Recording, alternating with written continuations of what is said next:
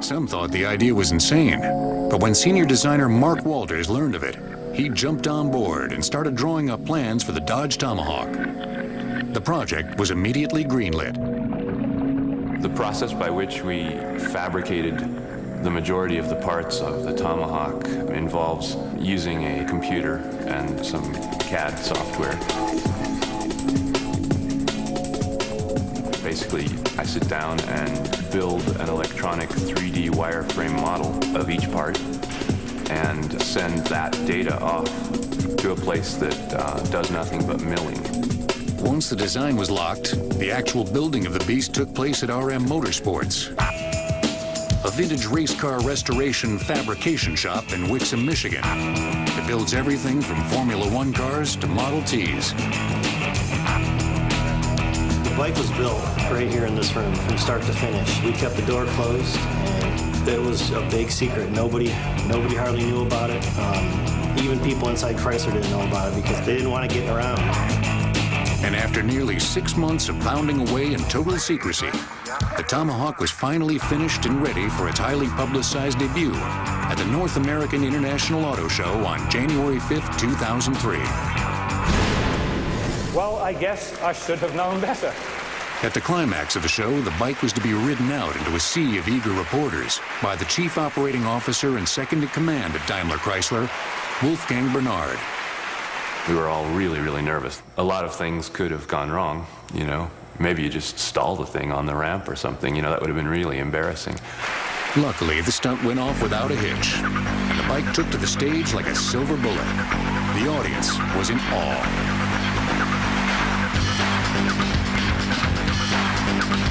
It was overwhelming.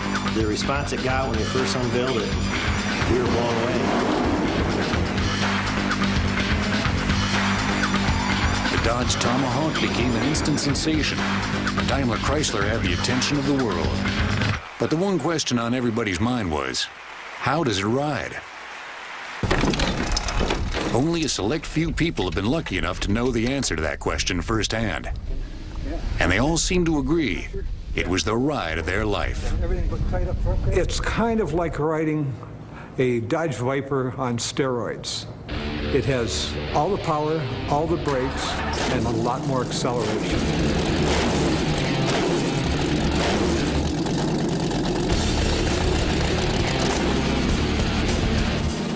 The first time I got on the Tomahawk, I gunned it pretty good.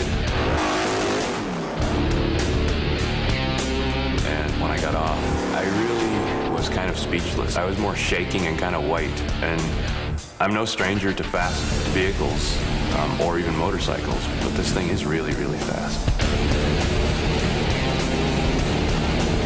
The second time, I started to get addicted.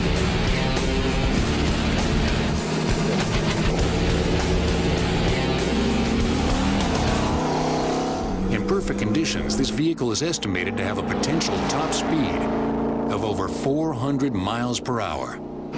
That's not surprising considering it's fueled by the same engine as the Dodge Viper, one of the fastest sports cars on the road today. Yet, it's half the weight. The things that the two vehicles, the Tomahawk and the Viper, have in common are obviously the power plant and the fact that there are 4 wheels on both vehicles. And I would say the quantity of testosterone that's in the mix of both.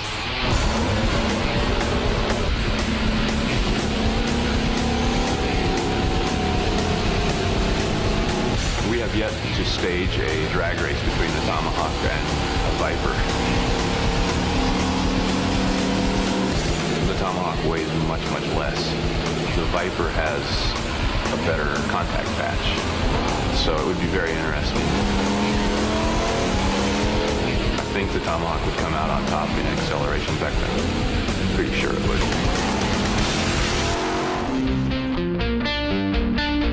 One day, the two rivals may be put to the test. But in the meantime, the Tomahawk will continue being the apple of the eye of its creators. I love this bike because it's unique, it's different, it's a work of art. It's going to be a historic piece for years to come. It is one of most exciting things to be involved with. That's what we live for as designers. It's like the dessert of our profession. Talks are underway to consider whether to release the Dodge Tomahawk into the general market. How much could one expect to pay? A lot.